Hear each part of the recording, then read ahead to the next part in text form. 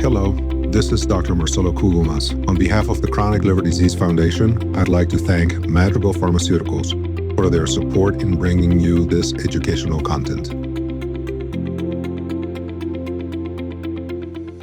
Hi, I am Meena Bansal. I'm the System Chief for the Division of Liver Diseases at the Icahn School of Medicine of Mount Sinai. And I am also the director of the MASH Center of Excellence. I'm here today to talk to you about the article that was published, a Multisociety Delphi consensus statement on new fatty liver disease nomenclature, and really focusing on kind of how and why did we get here and why now. And so I think a little bit of history is important. In 1980, the term NASH, or non-alcoholic steatohepatitis, was actually coined by a pathologist, Ludwig. And he was observing on liver biopsy that patients had fat or steatosis associated with inflammation and ballooning of hepatocytes, which looked like alcohol-associated steatohepatitis, but patients denied any alcohol drinking.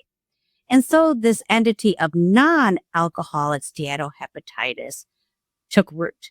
Now, the problem is that nomenclature really was flawed for a couple of reasons. First, we need to call a disease what it is, not what it is not. And there was some concern that the terminology was stigmatizing once you have the word alcohol in there. In addition, using the term fatty liver disease was also considered stigmatizing. Again, not stigmatizing to all, but to stigmatizing to some. And so whenever possible, we want to avoid any stigmatizing language. And so since about 2020, some groups were starting to think about, well, gee, we should try to change this nomenclature. And so a consensus was developed, which included 56 countries across the globe, as well as patient advocacy organizations, industry, people from both the community as well as academia. And a rigorous Delphi process was initiated. And that included multiple rounds of thinking through different options for nomenclature. That included the reconciliation of over 3,000 comments. And ultimately, what was determined is that we need to acknowledge that metabolic dysfunction is the underpinning of this disease entity. And so we should call it metabolic dysfunction associated steatohepatitis rather than non-alcoholic steatohepatitis. That also removed the stigma of the term alcohol, as well as removing fatty from the name.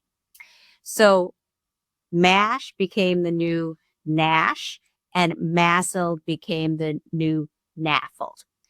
Now, the other really positive thing that came from this process is that we need to really have an umbrella term, steatotic liver disease, because there are a number of other disease entities that fall within that umbrella term. And we don't want to have to go through this again. So let's build an infrastructure that sets us up for growth and future research in the area. So we have MASLD and MASH, but then we also have MALD.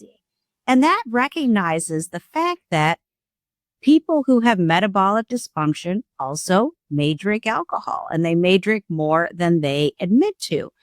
Secondly, patients that drank significant alcohol have been historically excluded from biomarker studies as well as clinical trials. So we really need to understand this disease entity further. And so really the nomenclature change created this new entity that we now can do more research on and understand the complex interplay between metabolic dysfunction and alcohol consumption.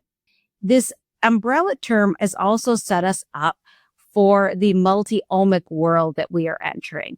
We know that there are certain genetic variants that predispose people to steatotic liver disease, such as PNPLA3, just to name one. And so now as we enter an era of genomics, metabolomics, proteomics, lipidomics, we're going to be able to better subphenotype patients within this larger umbrella. So we're setting ourselves up for the future rather than narrowly changing the name such that we have to then think about this again. So I think that this multi-society consensus process was absolutely necessary. It was rigorously done. It was transparent. And, you're never going to have 100% of people agree. But the key is we need to get consensus. I think we did that. And I think we've seen over the past year, tremendous uptake of the nomenclature change and excitement for what it has done to set us up for the future in our field. So I'm pleased to provide this short kind of journal club summary of this multi-society Delphi consensus paper.